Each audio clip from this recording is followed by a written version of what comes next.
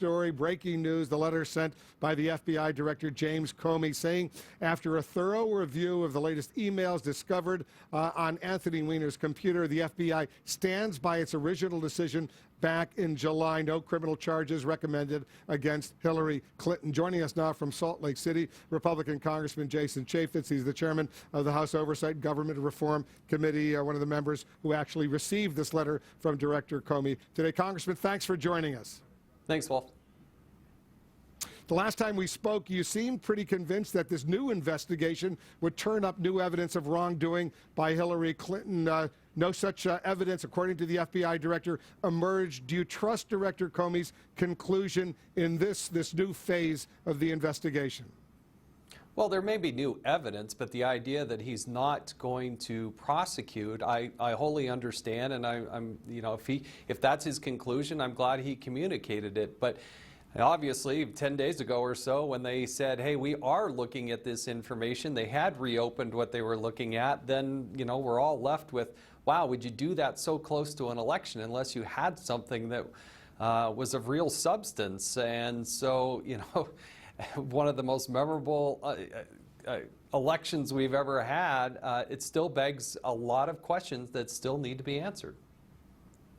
Yeah, I mean, a lot of people thought that his FBI agents must have told him there was something startling to issue such a statement, a letter to you and other members of Congress with only 11 days or so remaining, and now to conclude they've reviewed all these hundreds of thousands of emails, and his original conclusion stands. Do you trust this investigation? Do you believe that the FBI director should be staying on the job, or do you think he's been compromised? I've never suggested that he's been compromised. It begs a lot of questions that I think we need to answer long term, no matter who wins this election. Because we got to understand, there was reference in the FBI documents about a quid pro quo. We need to understand that. The FBI director back in July gave about 12 minutes of very stunning statements about how careless Hillary Clinton was with classified material. How is it that classified material migrated to an unclassified setting? And still to this day, we learn more and more about the idea that Hillary Clinton gave classified or access to classified information to people who had no security clearances. So there's a lot of things that we still need to figure out. And we also don't know what's going on with his probe or investigation of the Clinton Foundation. And Bob Goodlatte and I, Bob Goodlatte, the chairman of the House Judiciary Committee, and I also sent a request to look at did Hillary Clinton lie under oath when she provided testimony to Congress? That they haven't answered as well. So I could go on for another half hour, Wolf. We got a lot of questions that need to be answered. So basically, how do you think the Trump campaign should react, Congressman, to this latest development, which basically says, at least as far as the FBI is concerned, the case against Hillary Clinton and her email server is closed? Look, I'm not going to give the Trump campaign any sort of advice. It's really up to the American people. I think there are still a lot of questions that America has to answer, and they get to make this decision in the next 48 hours or so, because she did put classified information at risk. She did put people unnecessarily at risk. That is undisputable. Nobody's disputing that Hillary Clinton made a very conscious decision early in this process to do something that was convenient for her, but put our nation at risk. And that's part of her background, and people are going to have to process that and determine how important that is as they make a decision whether or not to vote for Donald Trump or Hillary Clinton.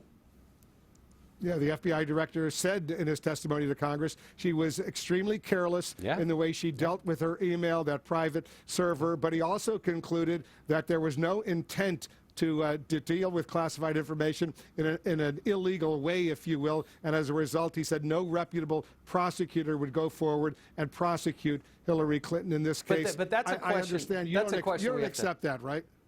Well, I think it's a question. Where is intent? I read the conclusion of where you need to get to intent.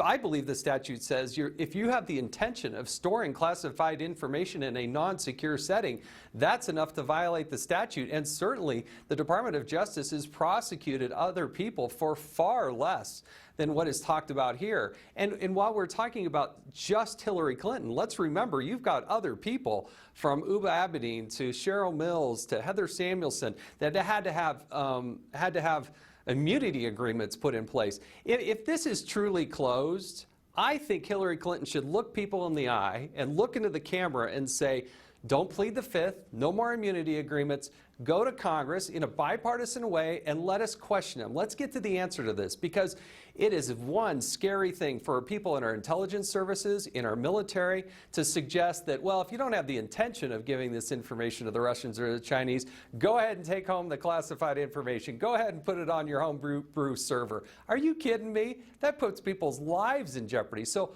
where is the level of intent that you need to get to so that the FBI can prosecute it? They prosecuted for far less than Hillary Clinton did. We'll continue this conversation down the road. Congressman Chaffetz, thanks for joining us. Thanks, Wolf.